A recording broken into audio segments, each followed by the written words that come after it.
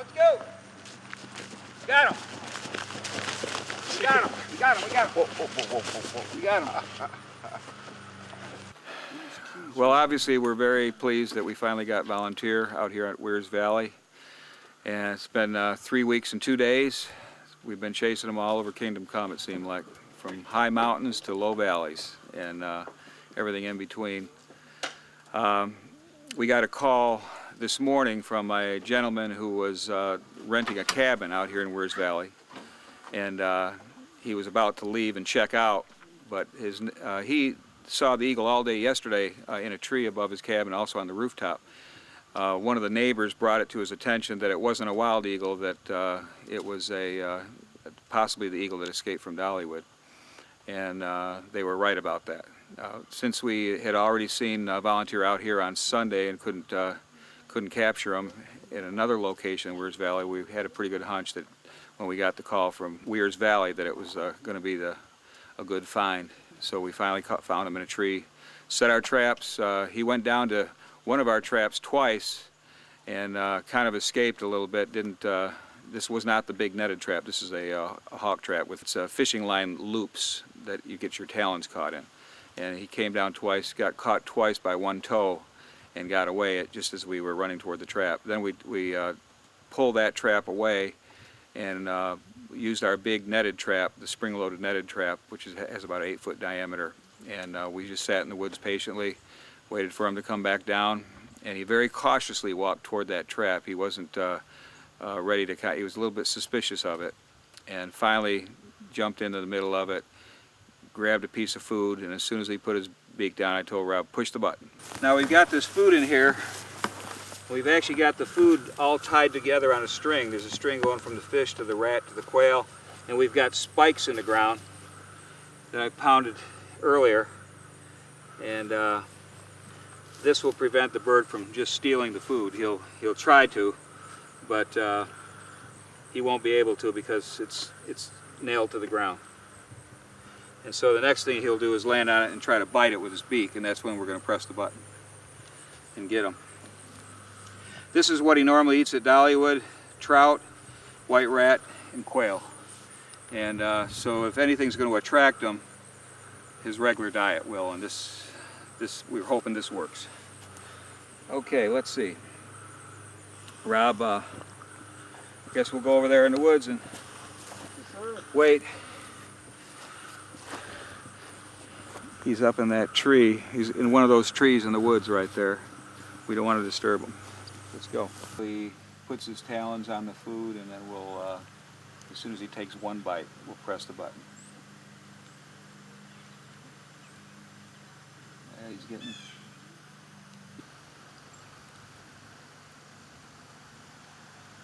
Okay, he's near the trap. He's walking slowly toward it.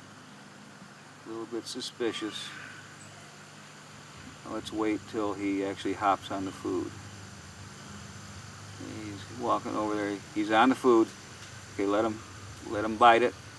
Okay, he's reaching his beak down to bite a piece. Go for it. Push the button, Rob. Let's go.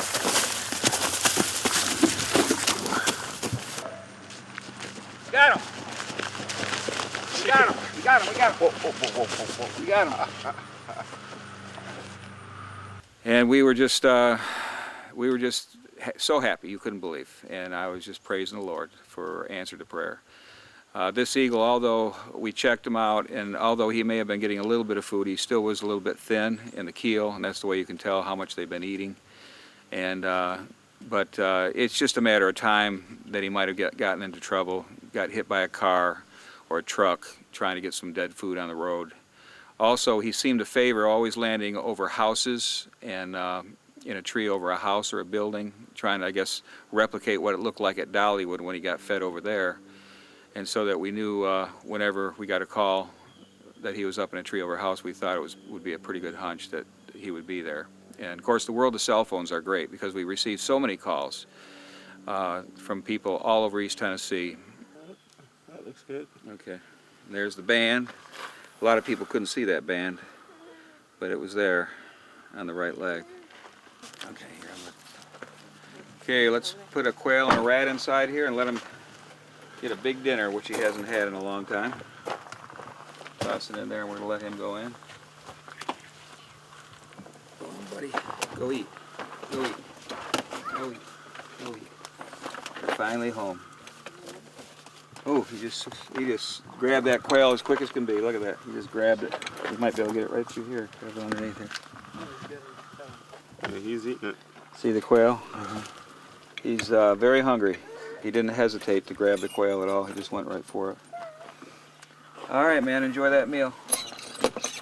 Now this eagle's going to be taken back to the facility. He'll be checked out by our vet tomorrow. Even though we've checked him out, he looks okay. He's got no abrasions and no cuts or anything like that. Just a little thin. He seemed to be flying okay, but he was doing short flights from tree to tree so that he wouldn't use a lot of energy. I guess the one thing that he's going to really look forward to when he gets back is we're going to put him back with his mate that he hasn't seen in 3 weeks and 2 days, and he's been with this mate for 23 years.